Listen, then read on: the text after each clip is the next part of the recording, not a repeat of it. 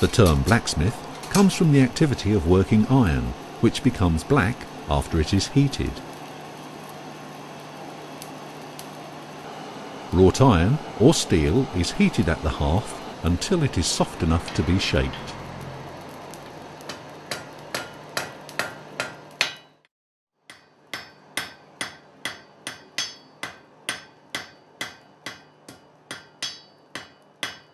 As iron is heated, it first glows red, then orange, yellow and finally white. The colours indicate the workability of the metal, with yellow-orange being the ideal heat for forging.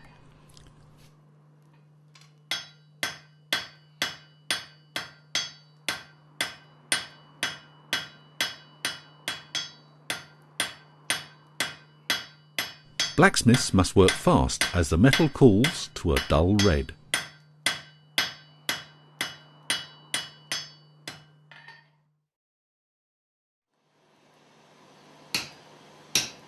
The blacksmith uses an anvil to shape the metal.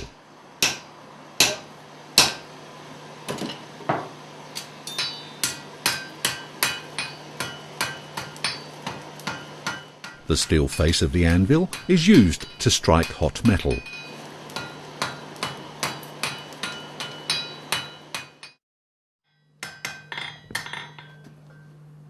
The bick or horn of the anvil is used to bend the metal and create curves.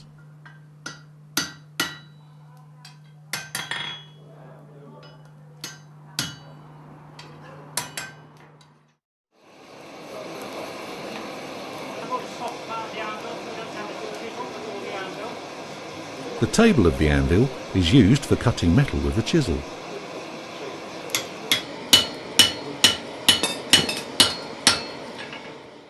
The square hardy hole and the smaller round punch hole on the top of the anvil can be used in punching and bending operations. Specialised hardy tools can be inserted, or the holes can be used to allow the blacksmith to puncture the hot metal.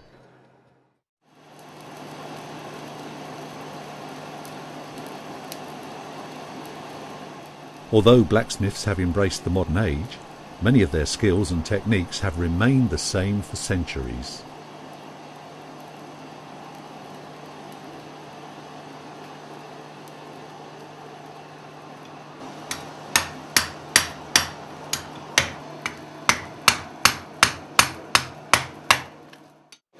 There's several techniques that we use in blacksmithing. One of them is called drawing down. You'll hear the expression long and drawn out. This is where it comes from. It's making the steel from a bigger size down to a smaller size, changing its cross section. So what I'm going to do is draw this down. It's already drawn down to a point. I'm going to draw it down a little bit more. Just squash it along like that.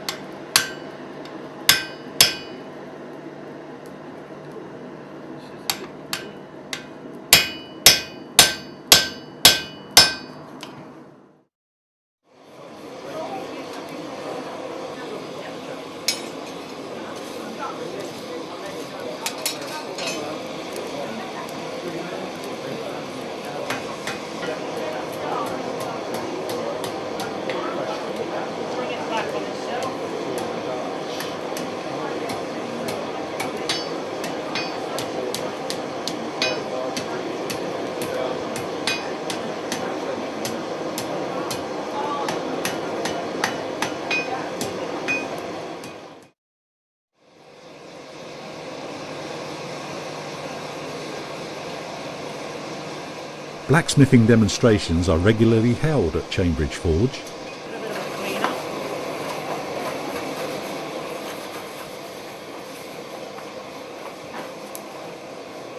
Although no longer a part of daily life, the skills of blacksmiths are now charming a new generation.